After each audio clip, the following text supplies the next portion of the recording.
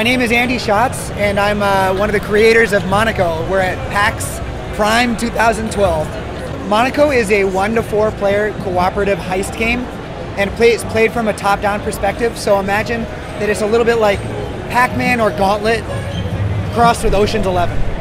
So everyone, you get your team of thieves together, and you stealth around the environment. You steal as much as you can, and then you escape without being detected.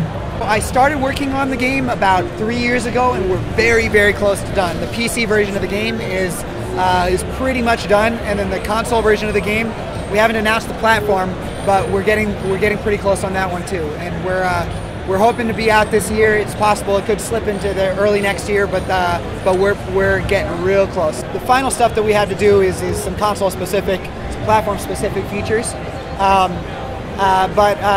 A lot of what we've been working on recently is really nailing down the network version of the game, the online version of the game, so that it feels like you're sitting on the couch next to your buddies. Because you can play the game for up to 4 players on the same screen, or on the online through Steam or on the console.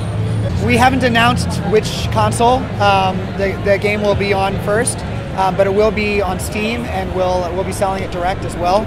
The game uses Steamworks for all of its leaderboards and achievements, and actually there's some really cool stuff we're doing. I think we're the first game to do daily leaderboards for all of our levels. So it really is going to have that arcade cabinet feel of like everyone is going to be able to participate in the leaderboards, rather than, if you buy the game a month after release and you see these people that are like impossibly high up on the leaderboards, and you normally can't compete with those people, but since we've got daily leaderboards as well as all time, I'm hoping that it gets everyone in the game. So the basics of it is that the game is basically Pac-Man, except with lots of complexity in terms of enemies and abilities and things like that. But the actual interaction is incredibly simple. So as you move around the world, the line of sight, the things you can see show up in color, and the things you can't see show up in blueprint. And in order to interact with anything in the world, you just run into it. You don't even have to press a button. There's only one button you use, and that's to use your gear. And that's kind of like a bomb, which you use when you're in trouble.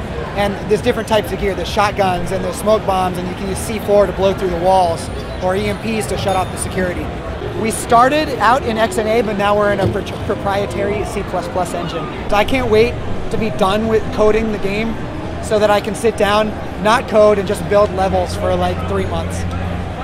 IndieGameReviewer.com